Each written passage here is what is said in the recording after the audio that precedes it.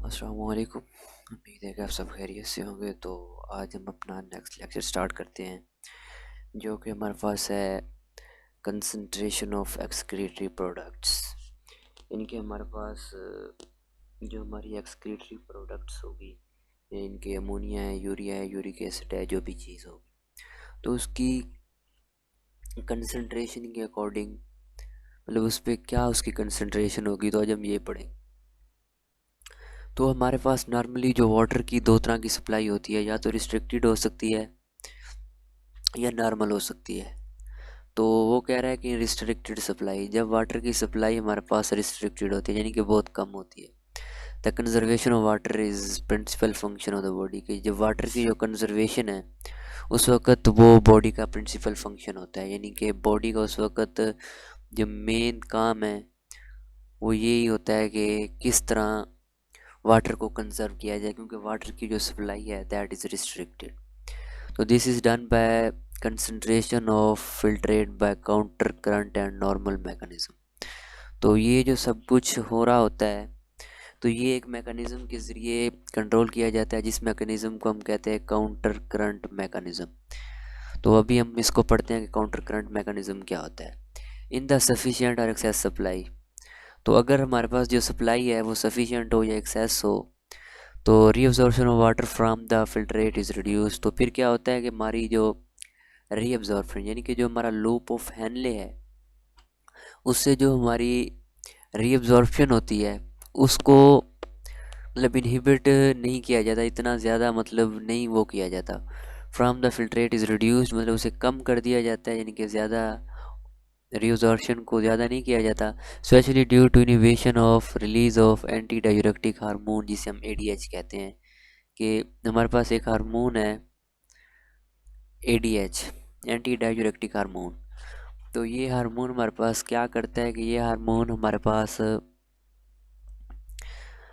ये काम कर रहा होता है, यानी कि इसका काम ही इनहिबिशन का है।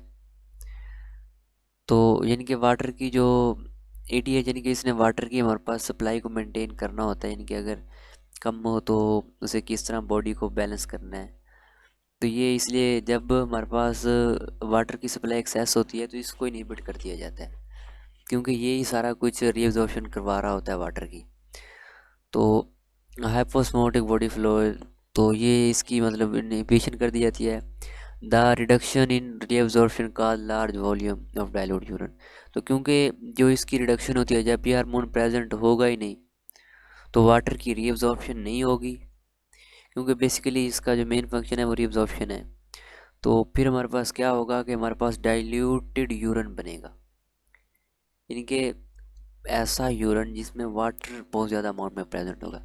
Mammalian kidney include human is adapted to conserve water by over 99.5% reabsorption of glomerulus filtrate. जो एक मेमेलियन किडनी होता है, ये 99.5% जो वाटर होता है उसको कंजर्व कर सकता है। तो ये हमारे पास लूप ऑफ हेनले है, जिसका स्ट्रक्चर है मतलब ये हमारे पास नेफ्रॉन है, जिसमें ये mainly this one part is called loop of Henle. इसकी दो तरह की हमारे पास ब्रांचेस होती हैं, एक डिसेंडिंग लूप ऑफ हेनले और ये असेंडिंग लूप ऑफ हेनले। तो अभी हम इसको स्टडी करते हैं कि ये किस तरह हमारे पास इसमें वर्क कर रहा होता है। The interstitial fluid of kidney is gradually concentrated from cortisol to medially. This inner medulla is highly concentrated with the presence of urea through the mechanism of counter current multiplier. तो counter current multiplier हमारे पास क्या होता है, हम counter current multiplier को समझने के लिए लूप ऑफ हेनले को देखते हैं। लूप ऑफ हेनले ये होता है कि हमारे पास एक डिसेंडिंग लिम्ब होती है, एक असेंडिंग लिम्ब होती है, यानी कि एक तरफ से वाटर आ रहा होता है और दूसरी तरफ से जा रहा होता है। तो जो वाटर पे यहाँ पे जो हमारे पास यूरिन होता है उसमें से रीअब्जॉर्प्शन ऑफ वाटर होती है, वो इस वजह से बहुत ज़्यादा होती है, क्योंकि काउंटर करंट मल्टीप्लायर मैकेनिज्म इसी को कहते हैं कि हमारे पास असेंडिंग और डिसेंडिंग दो तरह की लिम्ब्स हैं, तो वो एट द सेम टाइम में और उनमें ऑपोजिट फ्लो है, यानी कि एक से वाटर यूरिन आ रहा है, दूसरी साइड से जा रहा है। तो उसमें से जो रिजॉर्प्शन होगी, इस तरह की जो रिजॉर्प्शन के लिए जो मैकेनिज्म है, इस मैकेनिज्म को हम कहते हैं काउंटर करंट मल्टीप्लायर। तो this mechanism cause gradual osmotic outflow of water from the filtered back to kidney at is passes down. तो जब से ये अप से डाउन की तरफ आ रहा होता है तो रिजॉर्प्शन हमारे पास ज़्यादा होती है, क्योंकि ये अप से अपवर्ड से डाउनवर्ड आ रहा होता है in the descending loop of Henle, यानी कि जिससे नीचे आ रहा होता है उसे कहते हैं descending loop of Henle.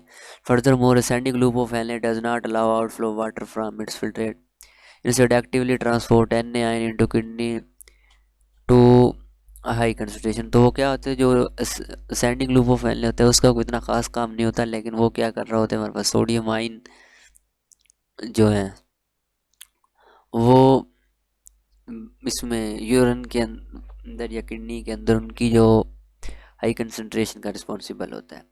Then हमारे पास है हार्मोन्स के, हमारे पास हार्मोन्स क्या होते हैं, आप इंशाल्लाह पूरा एक चैप्टर पढ़ेंगे हार्मोन्स के ऊपर, हमारे पास ये सेकेंड ईयर में है। तो यहाँ पे हार्मोन क्या होता है कि हार्मोन हमारे पास ऐसी सब्सटेंसेस होती हैं जो कि कुछ स्पेशल ग्लैंड्स होते हैं जो सिक्रीट करते हैं। ये ब्लड के अंदर हो सकते हैं, मतलब ब्लड के अंदर इन्हें डिज़ोल्व कर दिया जाता है, या जो ग्लैंड्स होते हैं वो दो तरह के हो सकते हैं, एक्सोक्राइन एंड एंडोक्राइन। वो ग्लैंड पे डिपेंड करता है कि किस तरह का हार्मोन सिक्रीट होगा, यानी कि एक डक्टलेस ग्लैंड होते हैं और एक डक्टाइल ग्लैंड होते हैं। जो डक्टाइल ग्लैंड्स होते हैं उनकी डक्ट्स होती हैं, उस डक्ट्स के थ्रू हमारे पास हार्मोन जाते हैं। और जो दूसरे हैं हमारे पास डक्टलेस ग्लैंड हैं, उनमें ये होता है कि हार्मोन ब्लड के अंदर मतलब वो डिस्पर्स हो जाते हैं और देन हमारे पास शार के टिश्यू तक पहुंच जाते हैं। तो the active uptake of sodium, वो कह रहा है the active uptake of sodium in the ascending limb और thick loop of Henle is promoted by, क्योंकि हमारे पास जो हमने अभी देखा ये जो लूप ऑफ एनले है, इसकी ये जो असेंडिंग लिम्ब है, इसका काम पता है क्या होता है, इसका काम यूरिन के अंदर से हमारे पास सोडियम को इनके रीअब्जॉर्ब करना होता है।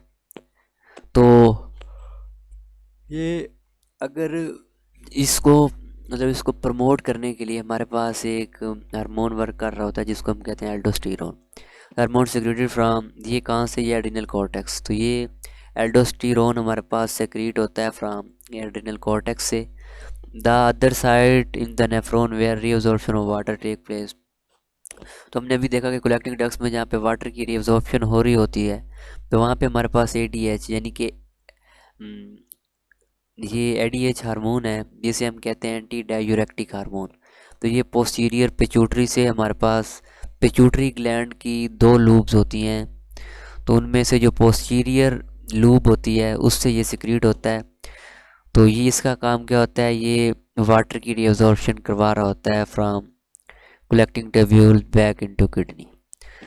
तो यहाँ पे जो हमारे पास हार्मोन है वो दो तरह के, फर्स्ट वन एल्डोस्टेरोन है जो कि एड्रिनल कॉर्टेक्स से रिलीज़ हो रहा होता है, और इसका काम क्या है कि ये हमारे पास असेंडिंग लूप ऑफ एनले जो होता है, लूप ऑफ एनले की असेंडिंग जो लिम्ब होती है उससे ये हमारे पास करवा रहा होता है उसकी सोडियम की अपटेक।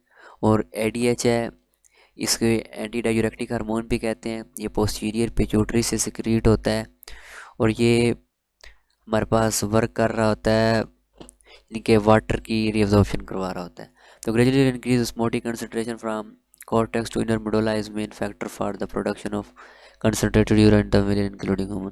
तो वो कह रहा है कि हमारे पास जो ऑस्मोटिक प्रेशर होता है, ये osmotic concentration from cortex to inner medulla, यानी कि हमारे पास हमने किडनी के पार्ट्स देखे थे तो रेनल कॉर्टेक्स और रेनल मिडोला है। तो वो कह रहा है कॉर्टेक्स से मिडोला की तरफ हमारे पास जो ऑस्मोटिक कंसंट्रेशन होती है वो बढ़ रही होती है, जिसकी वजह से कंसंट यानी कि हाइपर हाइपर होता है कि सेल के अंदर वाटर कम है, बाहर से एंटर होगा, यानी कि कंसनट्रेटेड यूरन उसमें प्रोड्यूस हो रहा होता है मैमल्स में, इंक्लूडिंग ह्यूमन में भी ये हो रहा होता है। तो ये था हमारा आज का लेक्चर। थैंक्स फॉर वाचिंग, और वीडियो अच्छी लगे तो वीडियो को लाइक और चैनल को सब्सक्राइब कीजिएगा और अपना बहुत सा ख्याल रखिए। अल्लाह हाफिज़।